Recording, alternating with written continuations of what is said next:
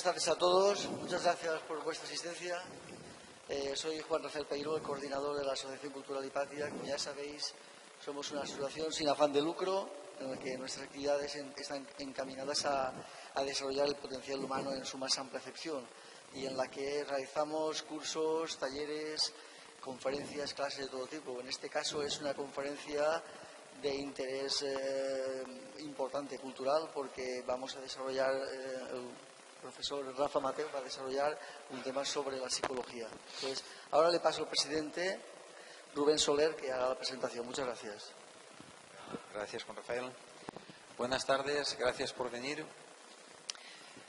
Rafa Mateu empezó trabajando como delineante durante 12 años y después como arquitecto técnico en 6 años.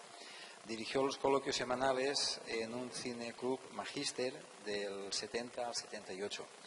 En 1980 comienza su labor psicológica, especialmente didáctica, consultas psicológicas particulares, cursillos monográficos de temas de psicología, psicología de las enfermedades, psicología del duelo, miedos, depresión, relaciones humanas, etc. Desde 1980 imparte clases de psicología y filosofía cotidiana en las aulas de la tercera edad de Valencia. Actualmente es psicólogo en el CRIS, Centro de Rehabilitación e Inserción Social para Enfermos Mentales, de General Barroso. ¿Esto es la calle? Calle General Barroso. Bueno, pues nada, ha publicado también varios libros, La depresión, sus causas y soluciones psicológicas, y asimismo es autor de un capítulo del libro El Quijote, entre todos, de Aeche Ediciones. Os dejo con el profesor Rafa Mateu. Gracias. Gracias. Bien, vamos a ver qué tal con este artilugio que me han colocado. Casi siempre, aunque a lo largo del tiempo he hablado con micrófono en ocasiones, casi siempre hablo directamente. Pero bueno, me han dicho que para que se grabe hay que hablar así, aunque suene como una voz así artificial. Pero ¿me escucháis? No hace falta que eleve más la voz. Hablo así, en esta altura, y me escucháis. Bien. También, según las circunstancias, hablo de pie o sentado. Creo que voy a hacerlo así y así me podéis ver, porque además de oír es interesante también ver a la persona que habla y que se expresa. Tengo una hora, de vez en cuando miraré el reloj, aunque inconscientemente pues supongo que las conferencias que imparto semanalmente pues suelo estar aproximadamente una hora, y después en el coloquio pues podréis preguntar del tema o de lo que queráis. Creo que es un tema que hemos puesto muy ambicioso.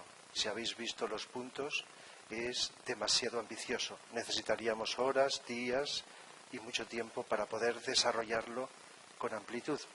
Pero el reto que tengo, a ver si lo consigo, es sintetizar, hablar de todos esos puntos yendo al grano, yendo a la esencia, a lo más importante. Como vais a estar, digamos, con la máxima atención, las personas que venís motivadas, interesadas en escuchar, en aprender y en compartir entre todos, aunque unos hablemos más que otros, pero se trata de compartir, de tratar de escuchar, de intentar comprender lo que sea. Podremos estar de acuerdo o en desacuerdo con distintas ideas, pero cuando estamos atentos y receptivos, incluso aunque no estemos de acuerdo, nos enriquecemos, aprendemos. Suelo insistir de vez en cuando, a veces a lo mejor me hago pesado, en lo importante que es estar atentos. ¿Atentos a qué? Pues a todo, pero atentos al presente, al momento, al instante. Si una persona, en este caso yo, está hablando un rato, pues es fácil cuando el que escucha se le escapa algo que ha oído anteriormente y además de seguir oyendo lo que se dice, pues pensar en lo anterior o compararlo con lo que uno sabe o con lo que uno cree. De tal manera que es fácil para mucha gente distraerse, bajar esa atención. Pero el consejo, y no es mío, es general, por cualquier persona que profundiza, es, aunque algo no se haya captado, seguir adelante. Lo mismo cuando leemos. Cuando leemos tenemos más facilidad de volver hacia atrás para intentar recuperar y entender mejor lo que nos da la impresión de no haber entendido. Entonces, pues bueno, el consejo de siempre, que además es un punto del tema de hoy, es lo importante que es estar atentos al presente. Claro, con la práctica no solo estamos atentos a lo de fuera, sino también a lo de dentro. Dentro me refiero a las sensaciones que tenemos, los pensamientos, los sentimientos, el estado de ánimo, lo que ocurre en nuestro interior. Y hacia afuera, pues lógicamente lo que vemos, lo que oímos. Y si algo no se entiende y tenemos la oportunidad, pues siempre está esa ocasión posterior de tratar de retomarlo. Entonces, ¿qué ocurre? Entre tantas cosas que sucede cuando esto no es una vez cada X tiempo, sino que es habitual esta atención, pues ocurren muchas cosas. Os voy a decir algunas muy importantes que suceden. Que desaparece todo problema. Todo eso que los seres humanos llamamos problemas, desaparecen. La vida, digo muchas veces, jamás nos pone ningún problema a los seres humanos. La vida, por decirlo de una manera general, nos pone obstáculos, dificultades, retos, pero nosotros, según la conciencia con que percibimos o captamos esos retos, esos obstáculos que tenemos que superar, los convertimos en algo que solemos llamar problemas, que nos hace sufrir, nos hace estar preocupados, nos hace sentir miedo, estar tristes, vivir en crisis, vivir conflictos. Y entonces, pues, ¿qué ocurre cuando estamos atentos? Pues que eso desaparece, porque siempre que estamos pensando, o dicho de otra manera, siempre que estamos viviendo una situación de problema, es porque la mente está en marcha, está funcionando. Y estamos pensando en el pasado y en el futuro. Y, sin embargo, cuando estamos atentos, solo estamos en el presente. La mente hace falta utilizarla muchas veces y tenemos que recordar, evocar cosas del pasado y hacer proyectos de futuro. Pero si profundizamos, creo que todos llegamos a la misma conclusión. La mayor parte del tiempo no hace falta pensar ni en el pasado ni en el futuro. Y la vida se nos escapa, la vida que solo se puede vivir en presente se nos escapa. De tal manera que cuando tenemos miedo, que es uno de los problemas, entre otros, más universales que hay, por ejemplo, si recordáis cuando sentimos miedo, que es una emoción o un sentimiento, el miedo, nos daremos cuenta, si lo observamos, que el miedo lo hemos creado en nuestra mente. Si no tuviéramos mente con la cual pensamos y creemos que algo nos amenaza, física, afectiva, mental, etcétera, si nos damos cuenta de que eso que sentimos como amenaza, pues lo hemos creado en nuestra mente, a veces basado en hechos reales, pero la mayoría de las veces inventado por nosotros, creado, quizá no deliberadamente, quizá de un modo inconsciente. Entonces, ¿qué ocurre cuando estamos atentos? Que el miedo desaparece. Si estamos atentos, no podemos tener miedo.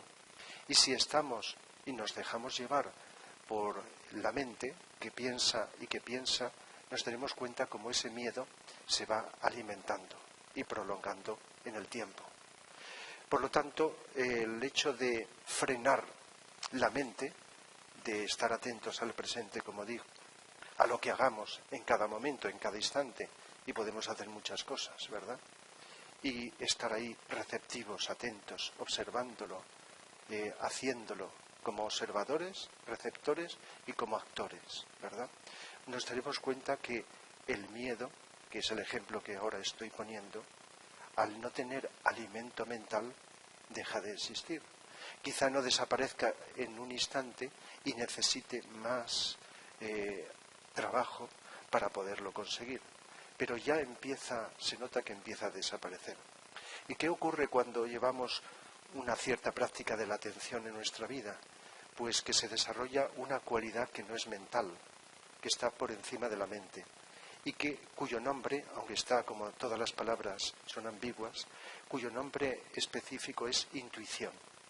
Cuando estamos atentos y la mente está descansando, entonces empieza a funcionar o sigue funcionando, según el grado que hayamos conseguido, nuestra intuición, que es algo en lo que no interviene la mente, sino es la percepción directa, clara, nítida, lúcida de lo que sea.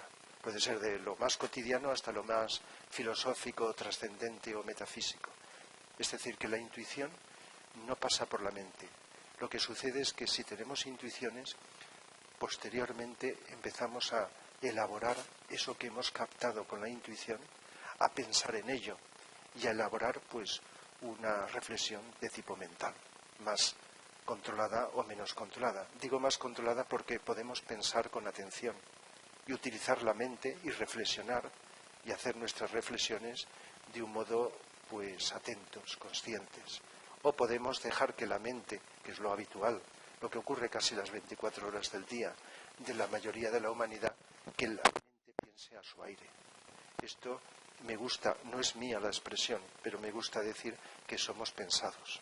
Es decir, sin querer, nuestra mente piensa por ella misma.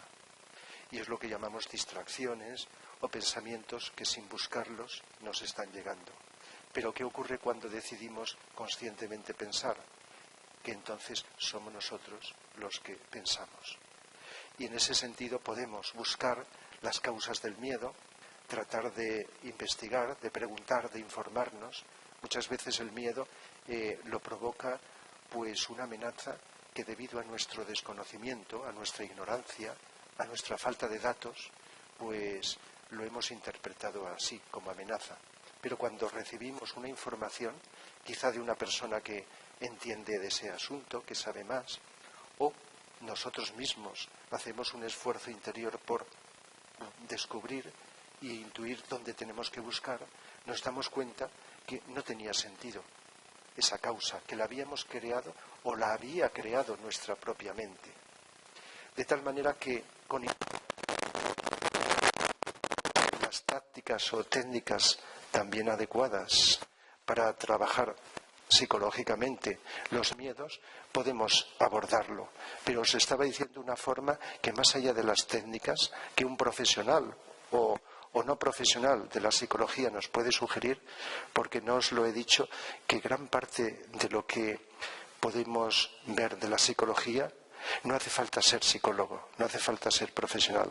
En otras profesiones es distinto, pero cuando los seres humanos nos esforzamos por entendernos, por mirarnos, por conocernos a nosotros y a los demás, estamos aprendiendo psicología, estamos desarrollando nuestra capacidad, nuestra sensibilidad de comprender cómo funcionamos los seres humanos y podemos, sin límite de tiempo ni de alcance, descubrirnos pues nuestra psicología, la nuestra y la de los demás, que por muy diferentes que seamos unos de otros, tenemos unos elementos que ahora os explicaré, comunes todos, nada más que cada uno por nuestro pasado y nuestra libertad hemos desarrollado diferentes tendencias unos de otros, pero es interesante ver que además de esas diferencias, por miles de millones de seres humanos que seamos, además de esas diferencias hay unos elementos comunes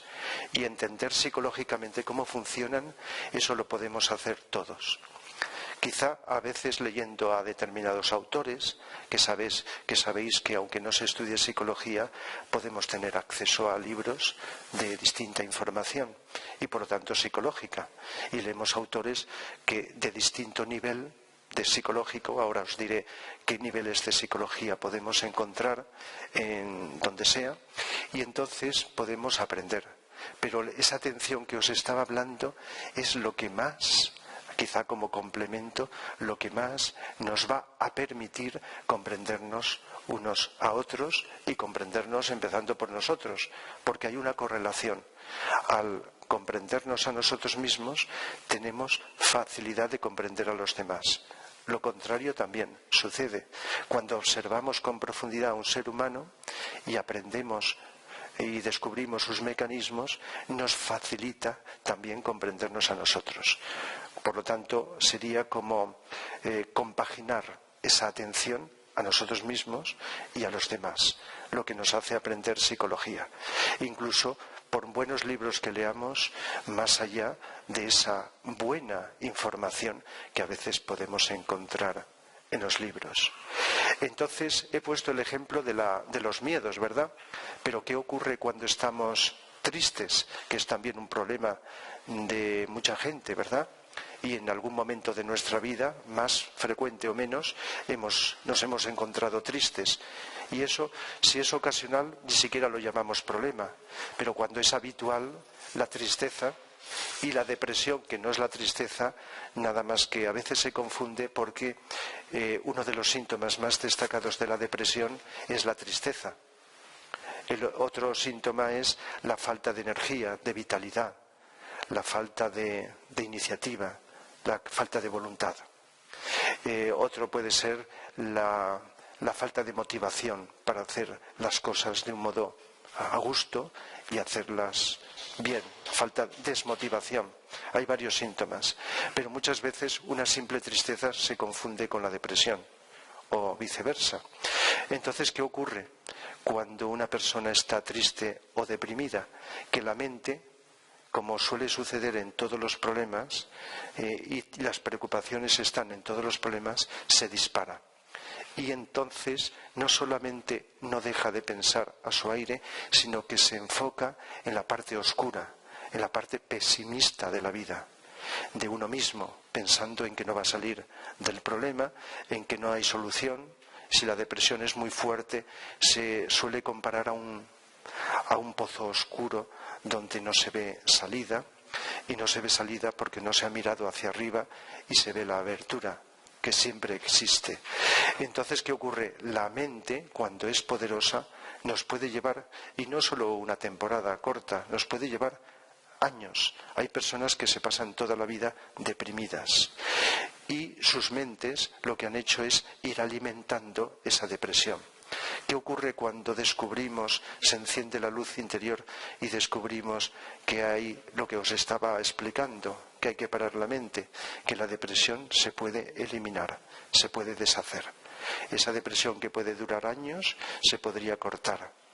A lo mejor no en un instante, pero por lo menos se descubre que hay cosas que se pueden hacer, determinadas tácticas o técnicas para aumentar la energía interior, esa lucidez para descubrir esa trampa oscura que está alimentando la depresión, etcétera, etcétera.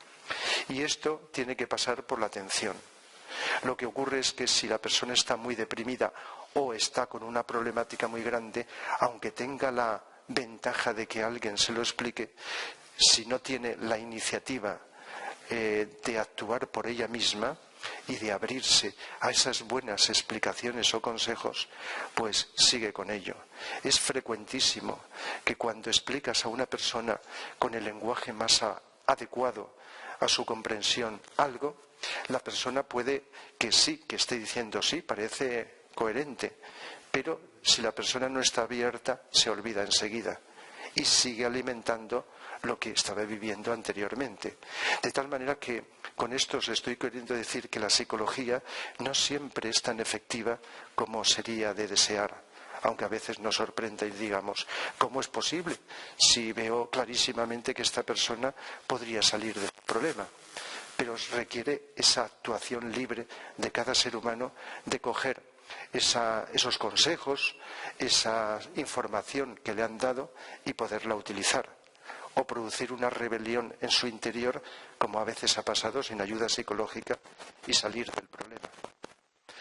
Pero todos nos damos cuenta que eso que llamamos preocupaciones, que creo que tenemos todos, en un grado o en otro, creo que no es difícil darse cuenta que las vamos alimentando conforme dejamos pasivamente que la mente siga girando y girando alrededor del asunto, con los prejuicios y la información que tenemos ya grabada en nuestra mente.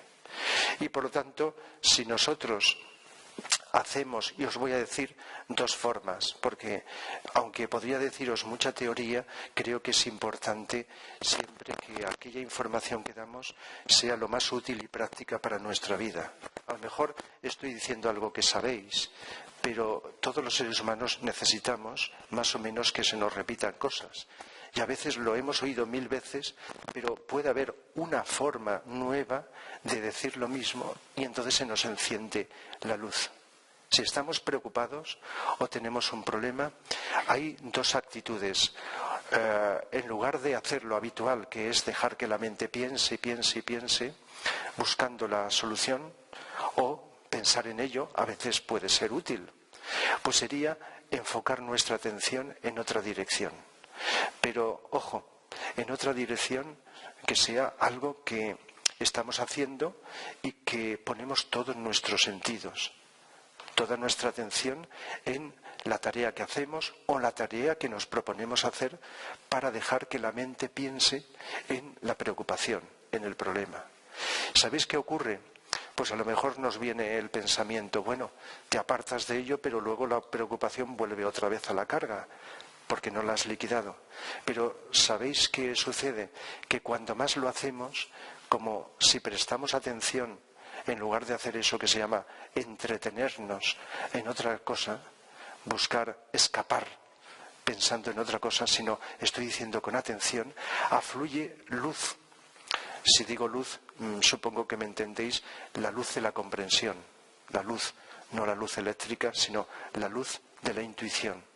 Y entonces eso nos permitirá, cuando dediquemos X tiempo, el que dedicamos a enfocar ese problema o preocupación, tendremos más luz que seguiremos con atención para descubrir su mecanismo, descubrir el problema como espejismo. La otra opción que se puede compaginar con esta es coger tiempos breves y enfocar con atención, en lugar de pensar, pero con atención, sin mente, el problema, la preocupación. Como si estuviéramos mirando algo y estuviéramos, como a veces hacemos, tan interesados que os habréis dado cuenta alguna vez, uy, si no estaba pensando, estábamos conscientes, receptivos, pero no pensábamos. Entonces mirar con atención para ver si antes o después, y si somos constantes lo conseguimos, nos viene la luz que deshace la sombra o el espejismo de la preocupación, del problema. Podemos hacer esto.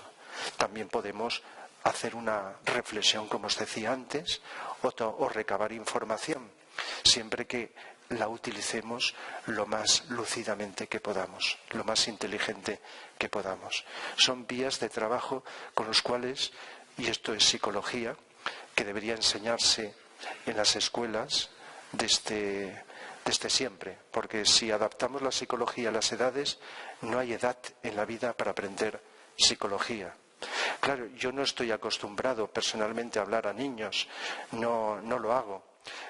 Siempre me he enfocado en adultos, y también en uno de los lugares donde llevo unos 30 años explicando psicología y filosofía también, es en las aulas de tercera edad, con personas de edad avanzada, más o menos. Y entonces he podido observar lo que no es ningún secreto, que hay personas de edades avanzadas que, como llevan la juventud en su interior, están abiertas a aprender. Y no solo aprender esto que yo imparto, porque también se imparten otras materias diferentes, trabajos manuales o materias culturales. De tal manera que la psicología puede ser, y a veces lo es, un descubrimiento, aunque uno ya lleve muchos años de andadura en la vida, para poder comprenderse más, como os estoy explicando a sí mismo. Y esto, adaptado a la edad, en cualquier instante de la vida, podríamos. Cuando hablo de educación, me gusta también hablar, enseguida sale, de autoeducación. Y la autoeducación no tiene edad. No es algo que estudias oficialmente y ya está. La educación, que no es lo que se suele hacer, lo que se suele hacer es más aprendizaje e instrucción. La educación es algo puramente psicológico. Y por lo tanto no solamente se puede educar enseñando una materia como matemáticas o idiomas o informática o lo que sea, sino que en cualquier instante de nuestra vida, si estamos atentos, nos estamos autoeducando.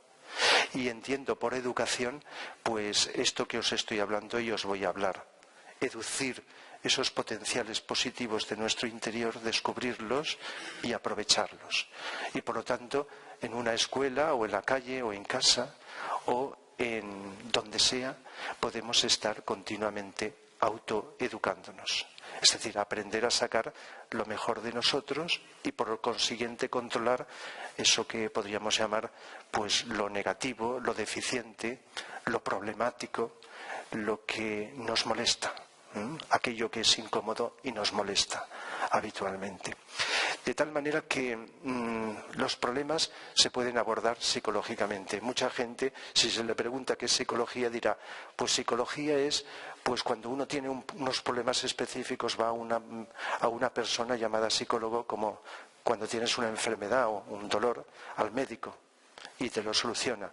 Otras personas, creo que cada vez menos, dice psicólogos para los locos, para los que están locos o trastornados o como sea. Y cada vez más se va viendo que como la psicología se introduce en las escuelas, ¿verdad?, en los trabajos, en los juzgados, en el deporte, en tantos sitios, se va viendo poco a poco que hay posibilidades de utilizar la psicología, el conocimiento del ser humano, para distintas materias, no solo para unas personas que tienen una problemática, para mejorar la educación, para sacarle más partido a otros aspectos de la vida. Ahora, en algún momento de esta charla, os diré, porque lo puse en un punto, algo que es muy amplio, pero que tengo el reto de simplificar, que la psicología puede ser la base para profundizar, mejorar, descubrir cualquiera de las ciencias o ramas del saber. De tal manera que se puede aplicar absolutamente a todo. Y es fácil de entender, porque si además de cuerpo físico tenemos una mente, fijaos que no estoy diciendo que tenemos un cuerpo físico, una mente, una parte afectiva, emocional, con la cual nos emocionamos, sentimos, etcétera, pues si descubrimos esto, nos daremos cuenta que en la medida que lo vamos descubriendo y comprendiendo, podemos ir controlando, pero que también podemos darnos cuenta de que hay algo más en nosotros. Hay personas, y claro, sería muy largo explicar cómo la psicología se ha desarrollado en el tiempo. Yo os diría que siempre ha existido la psicología, pero cuando se estudian los libros, la historia de la psicología, se dice que hace poco más de un siglo se empezó la llamada psicología más experimental, de investigación científica, ¿verdad? Y entonces, simplificando al máximo, pues la psicología que más ha predominado y es la que más se estudia oficialmente es la psicología conductista. Y posteriormente ha ido entrando una psicología llamada cognitiva. Cognitiva tiene relación con la mente. La conductista es una psicología que surgió en Estados Unidos, es la que en los estudios oficiales de psicología más se estudia o se ha estudiado, aunque ahora está entrando la otra, y es la que se basa en los refuerzos positivos y negativos, lo que vulgarmente, para simplificarlo, se llama premios y castigos. Y yo, a mi entender, esta psicología que puede ser útil para los niños y para personas con dificultades o con un nivel limitado, sin embargo, todos los seres humanos, del nivel de conciencia que sea, estamos dentro de ella, porque según cómo nos refuerzan, aunque no sea intencionadamente, positiva o negativamente los demás, cambiamos nuestro comportamiento. Si ahora, en lugar de estar escuchándome con esa atención con que lo hacéis, estuvierais hablando y mirando a otro sitio, estaríais condicionándome. A lo mejor no me iba, pero seguramente que yo estaría percibiendo por dentro algo muy distinto de lo que percibo ahora, que estáis escuchando con atención. Es decir, me estaríais reforzando a cambiar un tipo de comportamiento, de actitud. Y esto en nuestra vida cotidiana continuamente lo hacemos unos con otros, incluso con nosotros mismos. El refuerzo o el autorrefuerzo. Esto, por lo tanto, no se puede descartar. Pero lo que actúa es el nivel instintivo del ser humano. Algo que tenemos todos, incluso los animales, porque también se aplica a los animales que, aunque no tienen mente, o por lo menos mente como nosotros, están funcionando, como se dice, a un nivel más instintivo. Y los refuerzos están actuando. Pero posteriormente, aunque antes de esta psicología cognitiva que voy a decir, estuvo otra gran corriente muy importante, que es el psicoanálisis. El psicoanálisis, para simplificarlo, se basa en el conocimiento del inconsciente. Ahora no voy a entretenerme, a no ser que a alguien le interese preguntarlo entre subconsciente, inconsciente, toda esta serie de matices. Es decir, la vida psíquica de la cual no nos damos cuenta y que es causa de muchos problemas y sufrimientos. Eso fue un descubrimiento porque rompió con esa visión, digamos, material del ser humano como una máquina. Y por lo tanto, reconocer que hay una vida psíquica que en gran medida no percibimos o no nos damos cuenta, eso fue de gran importancia. El psicoanálisis que surgió con Freud, como sabéis, de finales del 19, principios del 20. Aunque muchas veces yo explico, porque también, entre otra clase de cursos que imparto, aplico la psicología a las artes, especialmente a la música, y una de los compositores que más me gusta explicar, que es el psicólogo musical por excelencia, que es Beethoven, pues explico que Beethoven fue el que inició el psicoanálisis, casi un siglo antes que Freud. Ahora recientemente he impartido un cursillo intensivo de varias horas sobre la música de Beethoven, explicando cómo en la música de Beethoven están todos los problemas básicos del ser humano y también la solución. Entonces, ¿por qué he dicho eso del psicoanálisis?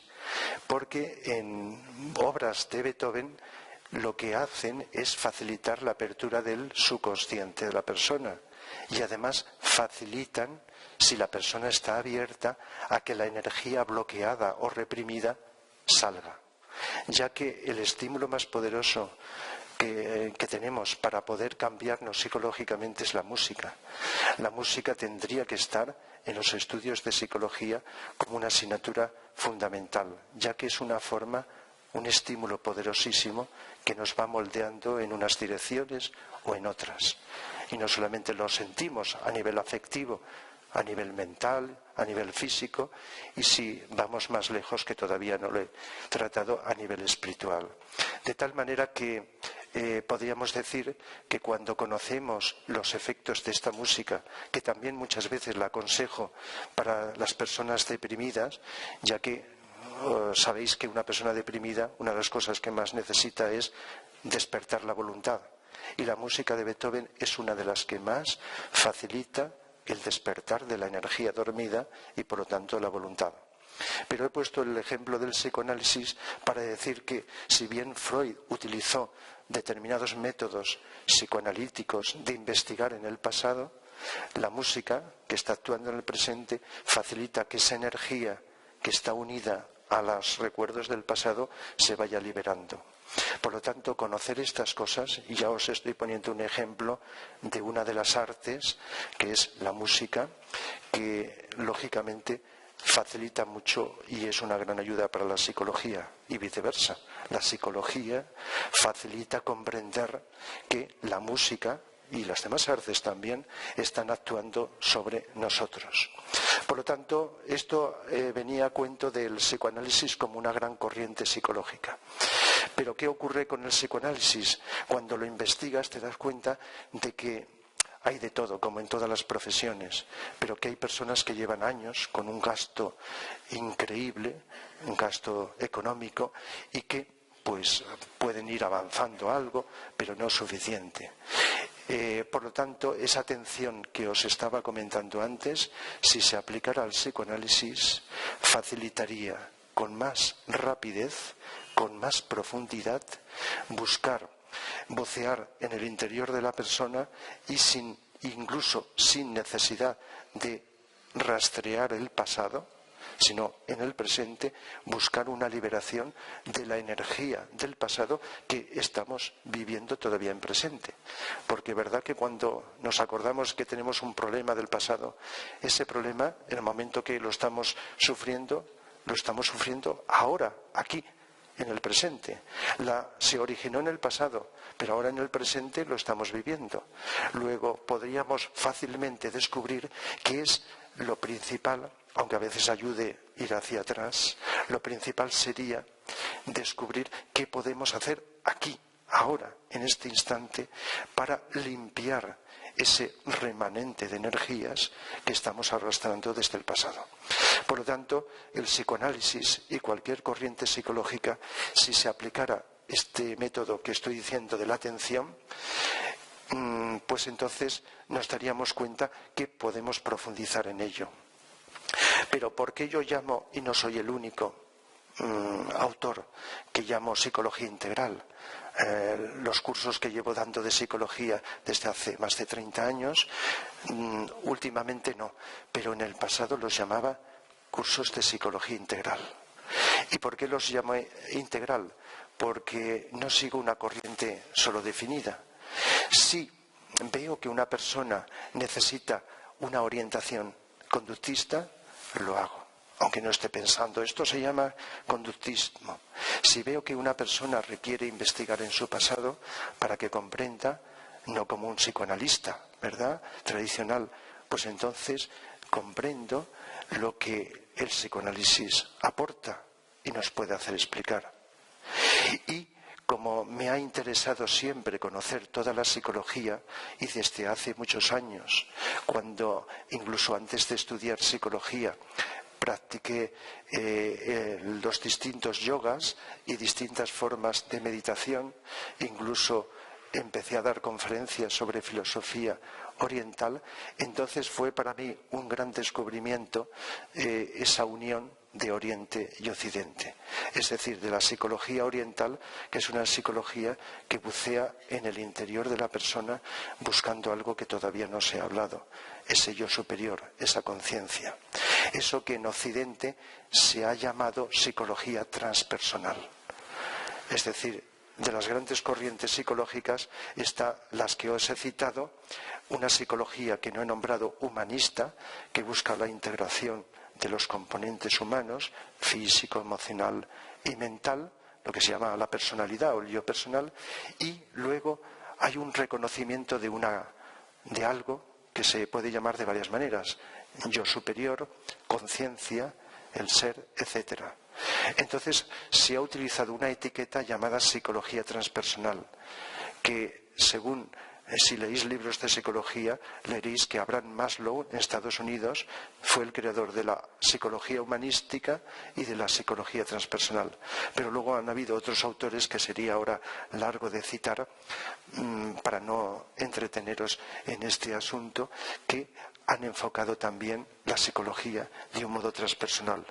Y muchas de estas corrientes se han inspirado en Oriente, ya que Oriente ha sido en psicología y en filosofía quien ha mantenido a lo largo del tiempo.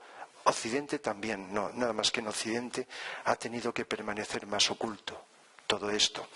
Igual que cuando hablo de filosofía, que quizá para mí desde hace muchos años esa demanda de investigar el porqué de la vida y de todo, pues siempre me he dado cuenta de que la filosofía oriental ha ido mucho más lejos que la occidental. Ha habido grandes filósofos occidentales que han dicho lo mismo, pero han tenido que hacerlo de una manera más velada, de una manera más desapercibida. El caso es que se le llame psicología transpersonal o como se quiera que se le llame, si nosotros vivimos con más atención, como os he dicho al principio, nos vamos dando cuenta, unos antes, otros más tarde, si nos mantenemos en ello, de que hay un yo, o como queramos llamar, hay algo en nuestro interior que es permanente. Así como el cuerpo físico, sabéis que va cambiando continuamente, al cabo de unos años todas las células se han renovado del cuerpo físico. Nuestra mente también. Podemos tener ideas cristalizadas que mantenemos durante años, pero nuestra mente se mantiene y va cambiando. Se mantiene por un lado, pero está renovándose. Y nuestra parte emocional, lo mismo. Y sin embargo, nuestra atención, que os digo, percibe que hay algo que permanece. Esto se le puede llamar yo superior, el ser, o de muchas maneras. Uno de los autores, que no es psicólogo, pero que es un autor cuyos libros son bestsellers y que a lo mejor algunos de vosotros habéis accedido a ellos, Eckhart Tolle, por ejemplo, el autor de un libro tan famoso mundialmente como El poder de la hora, El poder de la hora, y a lo mejor lo conocéis, nos está hablando de psicología. No dice yo superior, como otros, pues habla de ese ser, de eso que a base de atención podemos descubrir en nuestro interior. Si practicamos esta atención que os estaba hablando, ¿verdad? Si no, con la mente jamás podemos acceder a ese sujeto, a ese